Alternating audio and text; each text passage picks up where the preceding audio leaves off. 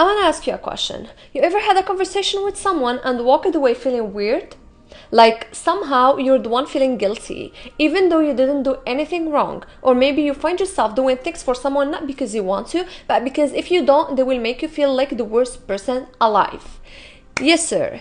That is manipulation. Like, it's crazy how common it is. A lot of time you don't even realize it's happening. It's not like people come up to you and say, hey, I'm about to manipulate you into doing what I want. No, it's sneaky, it's subtle, and before you know it, you're caught up in it. I used to be the kind of person who would do anything for my friends. Like, no hesitation, no second thoughts, but I had some so-called friends who took that for granted. Like, always trying to play mind games, guilt trip me, twist my words, and worst part, like, people in our circle even warned me. They told me watch out because the jealousy was obvious, and once I saw it for myself, that was it. I shut it down immediately. I cut them off completely. No warning, no second chances.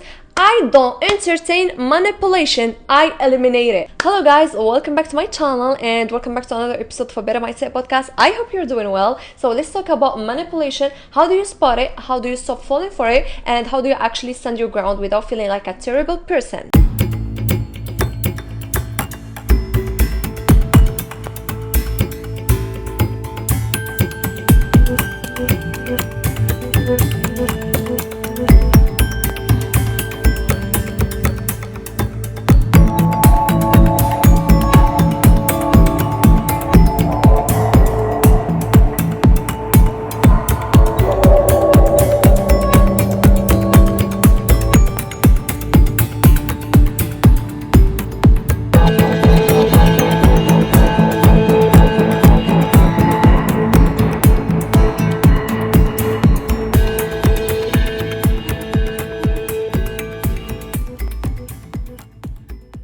So first thing first, to start, I'm going to tell you how manipulation works and why it's really easy to fall for it. So manipulation is not always that big dramatic thing. It's not just about toxic relationships or crazy bosses. Like sometimes it's like literally the little stuff. Like for example, let's say you have a friend, her name is Mira, okay? And Mira is always borrowing money from you. At first, it's not a big deal. $5 here, $10 there, not a big thing. But after a while, you start realizing she never pays you back. And sometimes it could be like thousands of dollars, okay?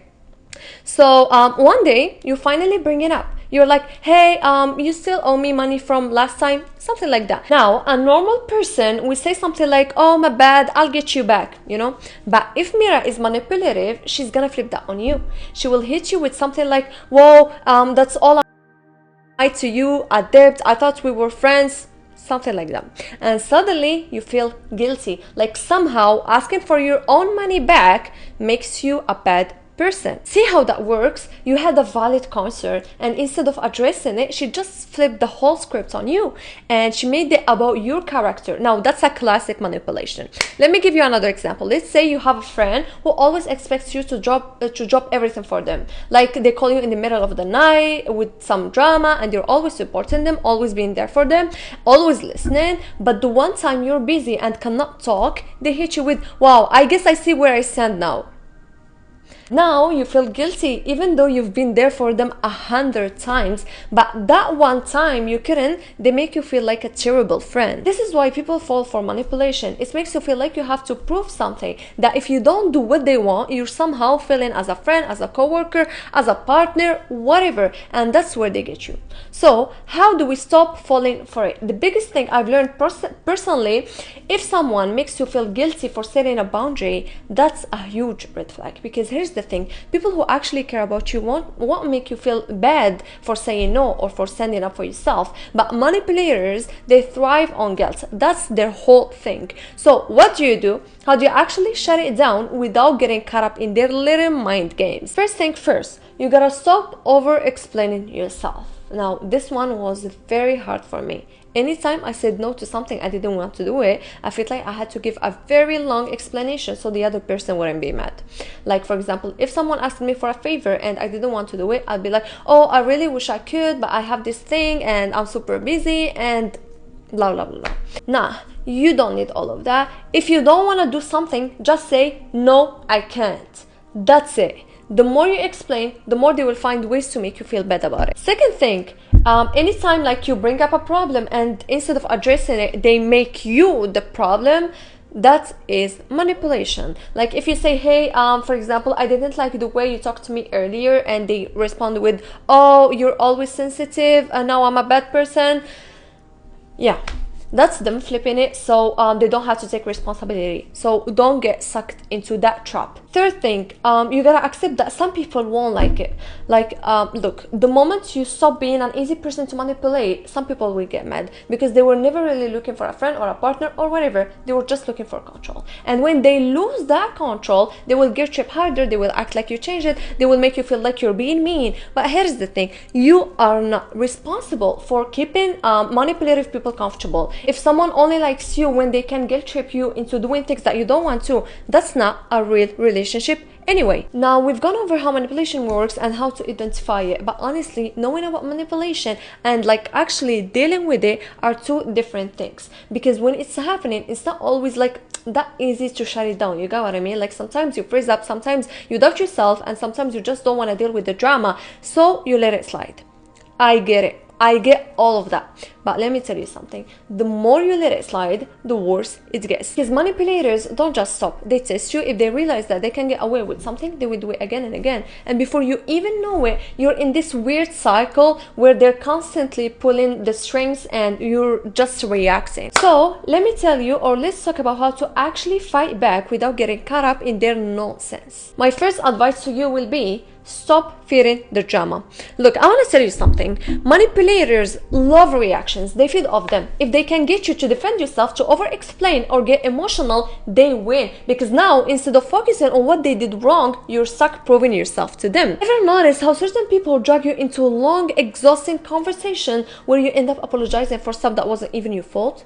That's on purpose, my love. They want you to get caught up in the back and forth. So what's the move? Serve them. If they're guilt tripping you, instead of defending yourself, just say something like, okay, like, I hear you, noted, I don't say it that way. Like, that's it. No explanation, no arguing, no fearing the drama. Just keep it short and let them sit with it. They won't know what to do. Trust me. Like, the second they realize you're not gonna break into 20-minute explanation about why you're not a bad person, they will start losing their grip on you. Second thing, I think that a lot of people struggle with this because like they think standing up for themselves has to be like this big dramatic moments where they say, oh, I'm done with your toxic behavior.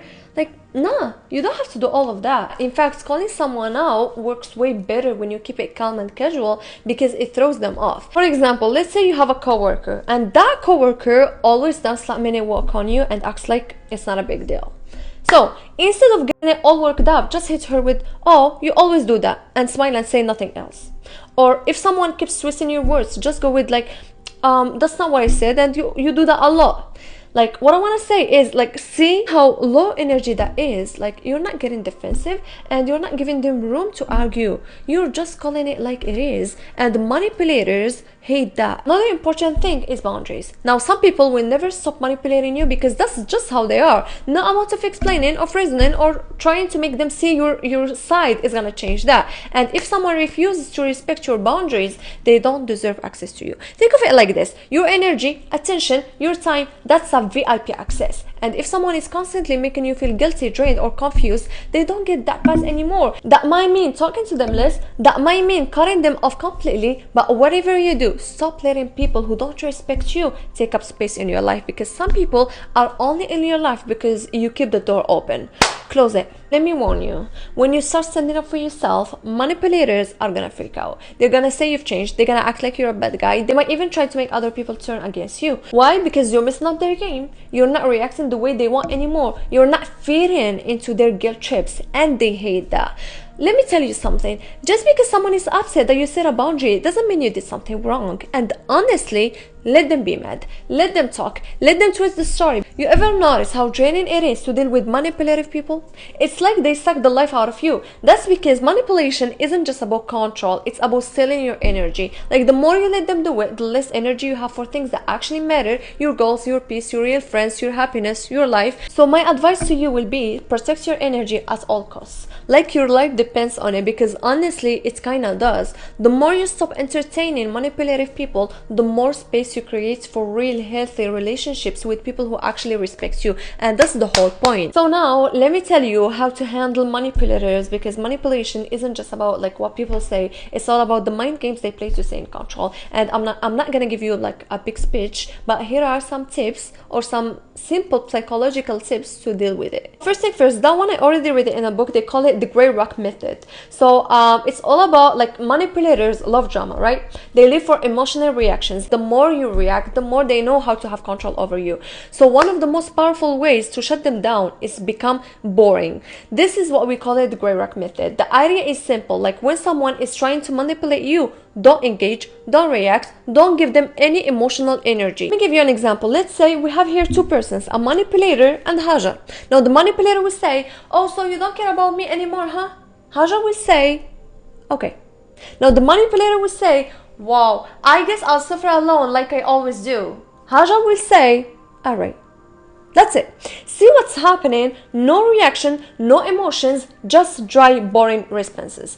They expect you to argue, to defend yourself, to fight for their approval. When you don't, they get frustrated and they move on. Now the second thing, I think that a lot of us are uncomfortable with silence. We feel like we have to fill every gap in a conversation, and manipulators, they take advantage of that. They say something crazy and then they just wait. They let the silence sit there, expecting you to break it and start over explaining yourself. So next time a manipulator tries to put you on that spot, use silence against them. Let me give you another example. Let's say we have a manipulator here, okay, and they're gonna say something like, wow, after all the things that I've done for you, that's really how you're gonna treat me? Now, normally you're gonna start explaining yourself. No, not like that. I just no, don't do that. Say nothing. Just look at them. Let them sit with their own nonsense, because silence makes manipulative people uncomfortable because they want you to react. When you don't, they don't know what to do. And that, my love, my friends, that's when you take your power back. Number 3, manipulators love to put you on the defensive. They throw accusations, they twist words, and suddenly you're the one scrambling to explain yourself. So instead of defending yourself, flip the script. Let's say, for example, same thing. We have a manipulator here and Hajar here. Then they're gonna be like, oh, you're being so selfish. Really? Interesting. What makes you say that? Or for example, I can't believe you're doing that to me. Really? What am I doing exactly to you? See what's happening? You're making them explain their own nonsense. And half of the time, they don't even have real answers, you know? So it forces them to either admit they're being ridiculous or keep grasping at straws until they look foolish. Either way, you win. Look, manipulators are like professional poker players, but instead of cards, they play with your emotions. They bluff. They fake emotions. They act hurt when they're not. They act angry when they're just trying to scare you. They do whatever they need to do to get you to fold. So next time a manipulator suddenly gets super hurt or like crazy mad out of nowhere, just ask yourself, do they actually feel this way, or are they just trying to control me? And if you think it's fake, call their bluff. Let me give you an example. Let's say they're fake crying. They hit you with something like, oh, I can't believe you just do that to me. You're just gonna say, all right, let me know when you're ready to talk. Then leave the conversation. Or let me give you another example. I'm so done with you. You can just say, cool. Then don't react.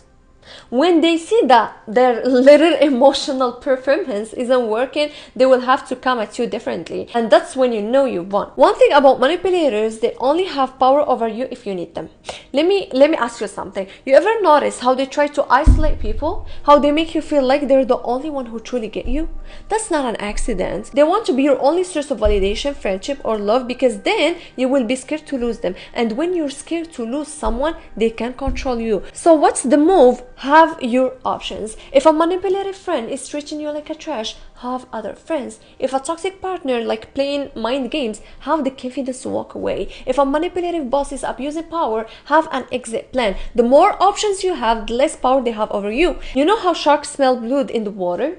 That's how manipulators are with weakness. If they know what makes you feel guilty, they will use it against you. If they know what you're unsure about, they will poke at it. If they know that you hate disappointing people, they will make that for everything it's worth. So what do? Be careful what you read. You my rule in life.